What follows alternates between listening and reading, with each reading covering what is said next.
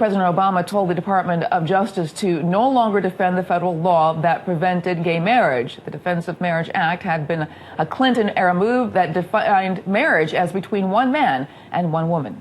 States legally recognize same-sex marriage. Opinion polls indicate voters are shifting toward acceptance on the subject.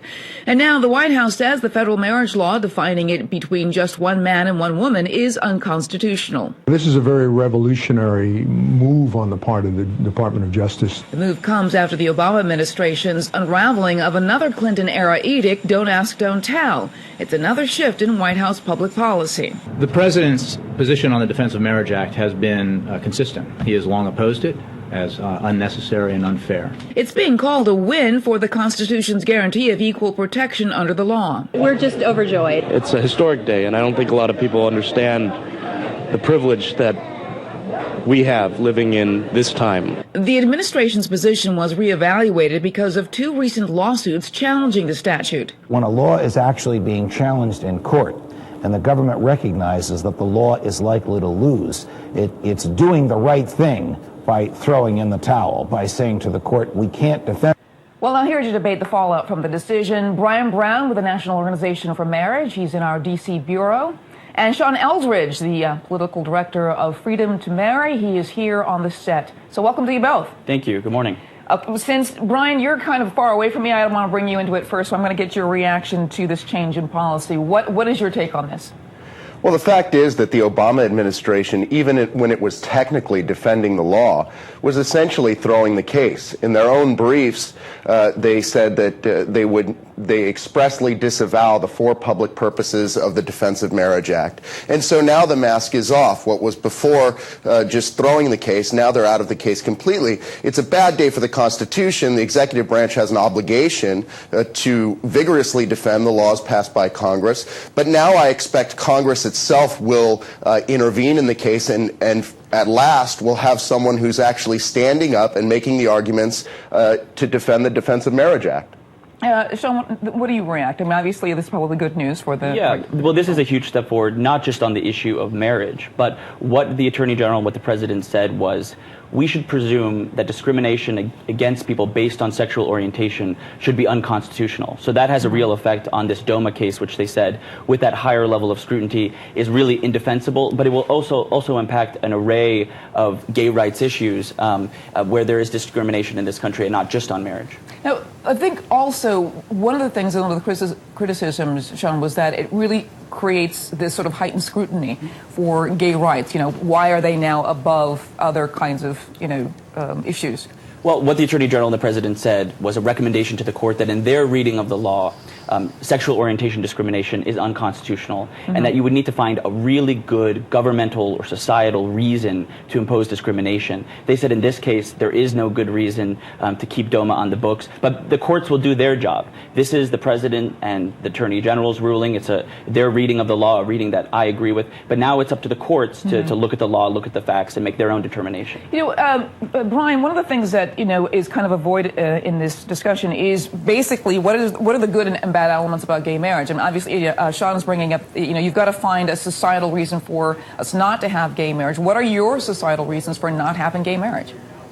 Well, clearly, marriage is something unique and special, and it's based upon the union of one man and one woman. Only these type of unions can connect any children that might be born of the union to their mother and father. And the fact is that mothers and fathers are unique and special. And the people of this country, they understand that. Whenever they've had the chance to vote, 31 of 31 states, they voted to define marriage as the union of a man and a woman. So this myth that somehow same-sex marriage is inevitable is simply wrong. It's not borne out. Time after time, when the people have the chance to stand up, they stand up for marriage. And I expect in this case that the fact that the Obama administration is now not living up to its duty to defend the law, that in the end the Supreme Court is going to side with the very clear reading of the law. There is no U.S. constitutional right to same-sex marriage. No court, no legislature has said that sexual orientation is the basis of suspect class status. That's just something that the Obama administration is making up, and that is not the way our government is supposed to work. We have laws. Laws are based on democracy, and that's what we are. We're not just a president deciding by fiat that he's going to change the law. Now, Brian, I just want to bring up a point before I get Sean to answer that. One of the things you talk about in marriage is that it's good for children when they bring children into the marriage.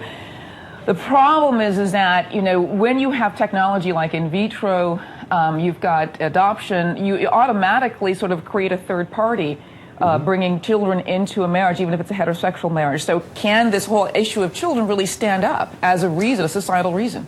Well, I think it clearly can.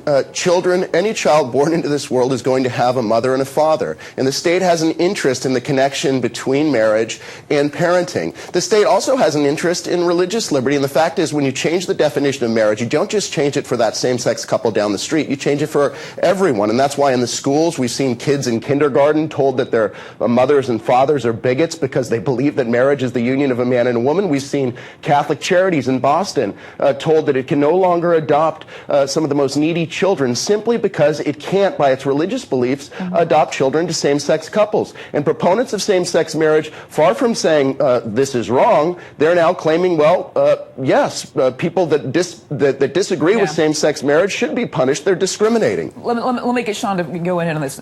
Just answer some of his issues. Absolutely. I mean, on the question of children and whether same-sex couples can raise children and build a family, we've seen study after study from the American Psychological Association, the American Academy of Pediatrics say again and again that households with a same-sex couple that are raising children, those children are just as well-nourished, well-raised, well-adjusted to society as every other child. But I do have to take umbrage with the APA because they have notoriously rejected any kind of paper that has anything negative to do with homosexuality or with any kind of study that shows perhaps that homosexuality is not born-bred.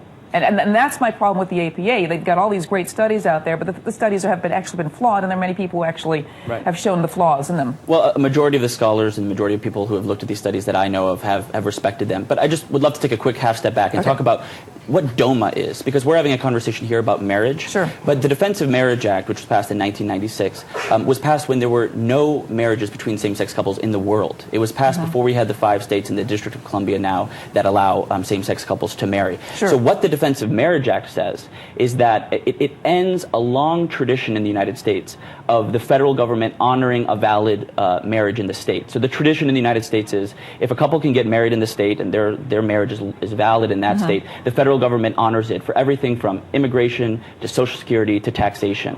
And the Defense of Marriage Act ended that tradition and added a gay exception. What we're talking about today and what Obama's decision was this week was about letting the states that have allowed same-sex couples the freedom to marry really make that decision and having the federal government honor and respect that decision. This announcement this week has nothing to do with forcing any state to do anything. It's just letting the tens of thousands of married same-sex couples from Massachusetts to Iowa be allowed to have the federal recognition that they deserve and that their families need, again, on immigration, on Social Security, on the entire tax code. That's what DOMA's about. Brian, go ahead. Yeah, I just think Sean is factually and historically wrong. The fact is the federal government has defined marriage time and time again in our history. This is nothing new. If you look back at the debates regarding polygamy in states like Utah, Utah could not become a state of this country until it disavowed polygamy. And there were other states that had to write that into their state constitutions because of the federal government. So it is a myth that the federal government has no say in the definition of marriage. It does. The Defense of Marriage Act